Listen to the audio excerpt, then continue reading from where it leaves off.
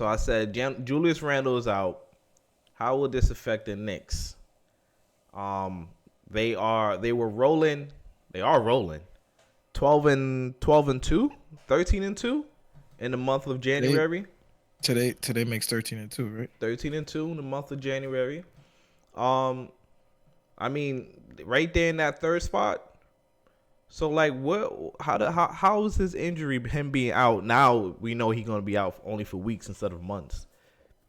How would this affect him? Who's gonna start us off? Start us off. I don't think it'll affect us at all.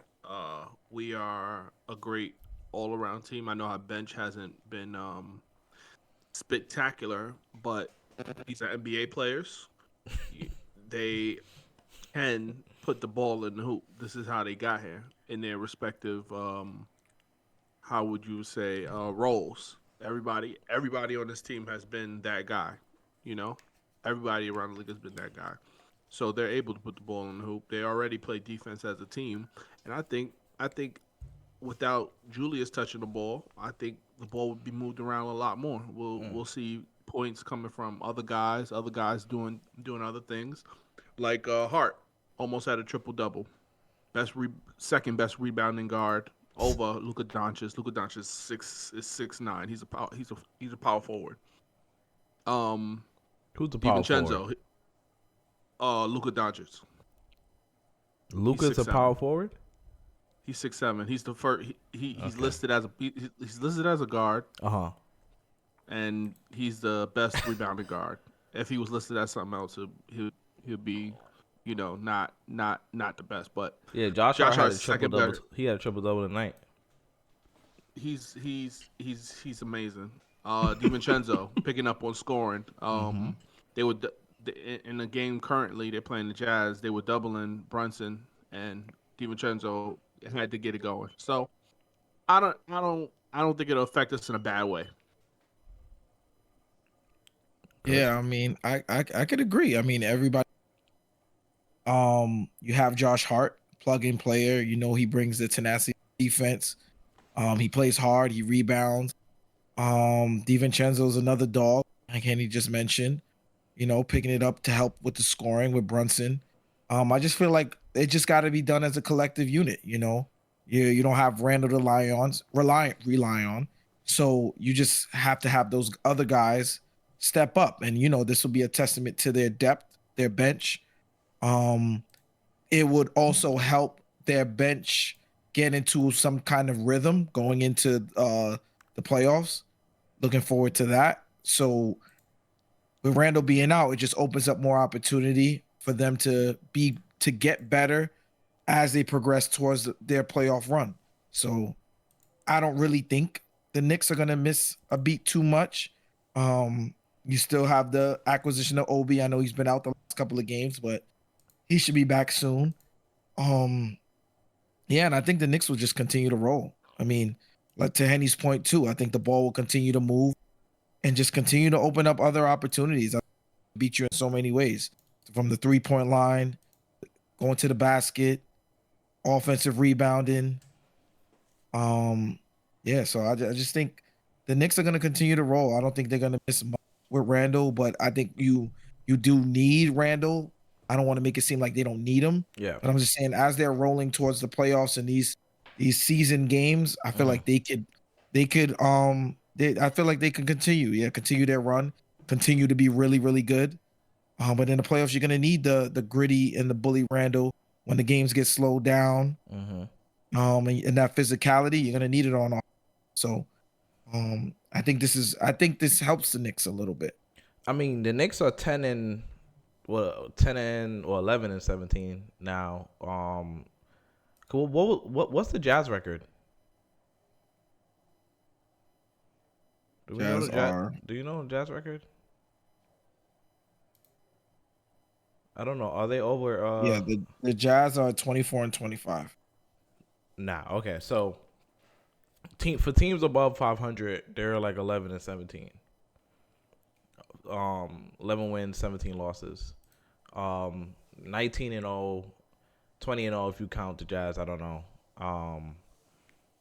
At teams under 500 or 500 below. So they taking care of their food. They're not playing with their plate. Taking care of their food, not playing with their plate. So yeah, I mean, I feel like they doing what they're supposed to do. I do feel like this is going to affect them though. How? I'm nervous, bro. I'm nervous. I don't know. I'm nervous. The moment it happened, I got nervous. The moment I seen him go down, I said, "Oh my gosh!" I thought the worst. I was like, "He's gone for the season. He's done." I was so nervous. I feel like he could have passed it to Jalen in the corner, and he took the shot. I said, "Oh my God, why are you taking this shot? Why are you taking this shot?" But yeah, I'm excited that he's only gone for a couple weeks though instead of a couple months. I was super nervous. I was gonna say that the part to be optimistic about is that it's happened earlier than later. Because remember last year, the ankle injury happened, towards the end, right at the end. Yeah. Right at the end and going into the playoffs with that kind of injury. It's tough. It's tough. Again, with the physicality of what the playoffs brings. So to have him, they already said that the Knicks are optimistic that he'll be back in the weeks instead of months. Right. So that's one. So by mid-February, he should be back. Mid to end of February, he should be back. Or March. I'm cool. I'm cool if they the way they're playing right now. The next 5 out of 6 games is at home, right? They end out going into the All-Star break at home, which is great. So role players play better at home than on the road, and the teams that they are playing, I think most of them are under 500. I do hope. I don't know, bro. I see the improvement of Dante. I think this signing of Dante DiVincenzo is amazing. I did not think that he was this good. I did not think he could score like this.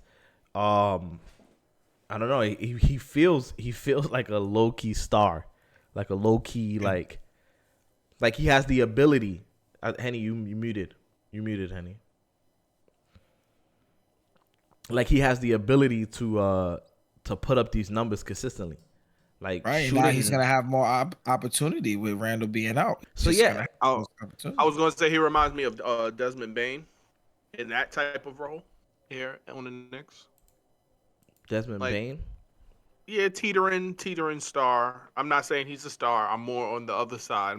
He's not a star. I don't think he's a star either. Like I don't want to jump out the window. Like I'm not saying that he's a star. I'm not saying that he could score and he's exciting to watch. And he plays really good defense. A lot of good. He plays the passing lanes. He's a two-way. I would definitely consider him a two-way. Yeah, you need a player like him. It's crazy how you can see the camaraderie too with the Villanova boys. On the court. That might be the next thing. People will start drafting players from the same schools just to get that camaraderie. And I think that's going to be key too to them keeping it rolling. Like those core guys that have been together and been through a lot together. Like they've been through all of the adversity together. So them being able to push through while Randle is out, I think they have some good leaders to be able to pave the way and steer them in that right direction. As Randle recovers. I think it's dope too when you see Quentin Grimes, Sims, and McBride all on the court together. They all drafting in the same draft. It's disgusting to watch at the same time. Because here's the thing about the bench, though, right? And this goes into our next conversation about are the Knicks serious or are they a smokescreen, right? Like, are they real contenders? How far are they from being a contender? And I think the question would lie in the bench, right? But the bench is more of a we were used to them scoring a lot of points so quickly. Now it's like they just playing amazing defense with Deuce, with Quentin, with OG playing with the second unit, Josh Hart, and Precious Achua. Like they just could switch everything, and they're locking up teams. But now they just have to have some offensive production that's coming along with that. And Deuce is shooting amazing. I don't know how he played tonight against the Jazz, but he's shooting amazing. I'm surprised. So like, we look at the landscape of the East. Do y'all feel like in a 7-game series, they're beating Milwaukee in a 7-game series? Can they beat the 76ers? You feel like that's possible? You feel like that's I have the Knicks above 76ers. I have the Knicks above the 76ers. I have yet to see Milwaukee this year be able to guard at a high level. Mm-hmm. So that also leads me to believe that the Knicks could get past the Bucks too, because they can't guard that well, and the Knicks have the ability to guard. So I feel like eventually they'll be slowed down during the shootout because the Knicks have the ability to guard, and the Bucks are just going to continue to give up points all game.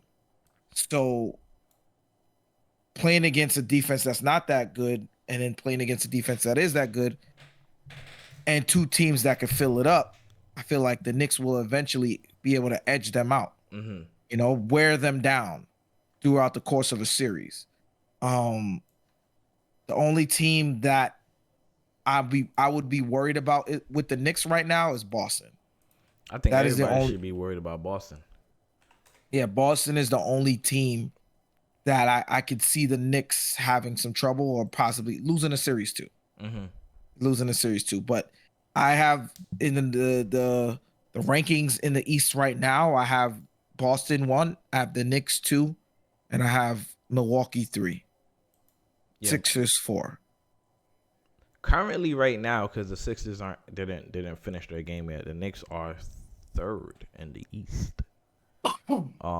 Sixers play the Golden State Warriors. We'll see how that goes. Right. And go ahead, Henny. Surprise! I'm rooting for Golden State. First time in my life. Let's go Golden State. So yeah, what's your take on this, Henny? Come on, Curry. Do your thing, Curry. So with this injury, it helps. So I say that because you can see what you have when your star is not playing, when your star is getting double, when your star doesn't have it going. This is a situation just like that. So it's unfortunate how it's been placed in the Knicks' hands, but it's better to see before the deadline. Before oh my gosh, so it's better to see what we have now. No more origato. Can you hear me? Clear? Yeah, God. Now you're good. Okay. Now you're good. Okay. So it's better to see what we have now rather than in the playoffs where we can't do anything. So his injury allows other players to step up, because there's going to be times in the playoffs where he gets double teamed and you need a shot in the corner. There's going to be times where Jalen Brunson doesn't have it going. I hope it's just a quarter. I hope. Let me change that. There'll be times when in quarters they don't have it going and you need help from your bench guys. So this is a great opportunity as a team just to see what we have right before the trade deadline. See if we got to answer some questions. So I personally think we're better than the 76ers. I have faith in our bigs. The Bucks they still have Dame and Giannis, so they do have time to figure it out. Once they figure out all they got to do is a pick and roll, then they're going to be a problem. But have faith in our zone, that we're going to play against. Yeah, you play Giannis in zone. We're not playing easily. Zone. Oh well, that's what I suggest. And I just have them. I'm sorry, I don't mean to cut you off, but I'm just saying I have them above the Bucks as of right now. That could change. Yeah. Right. Agreed. If that could change. The Bucks, but as of right now, the Bucks haven't convinced me yet. They're winning off of talent. And the Bucks The Bucks is on a tough 5-game slate right now. Their February schedule is awful. It's so tough. And the Knicks is on a smooth part of their schedule after coming off of like the third or second toughest schedule of the season of the year of any team. Henny, I wanted to ask you. Wait, real quick. I wanted to finish off the. And I think Boston. I I think we have the better player. What? We, Come on, I bro. think Julius is better than Tatum. Check the numbers. Julius Randle? You think Julius Randle is Yeah. better than Jason Tatum? Yeah, check the numbers. What are we talking about?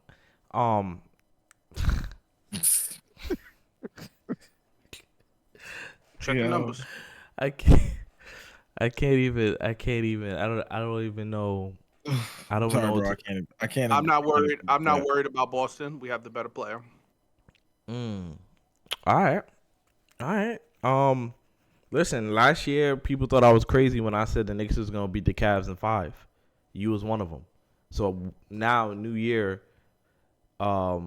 Henny, do you feel like if it so happens the Knicks fall to 4 or 5 or whatever the case may be, do you feel like then the Cavs are better than them, or like what do you feel like the Knicks and the Cavs stack up right now? This season?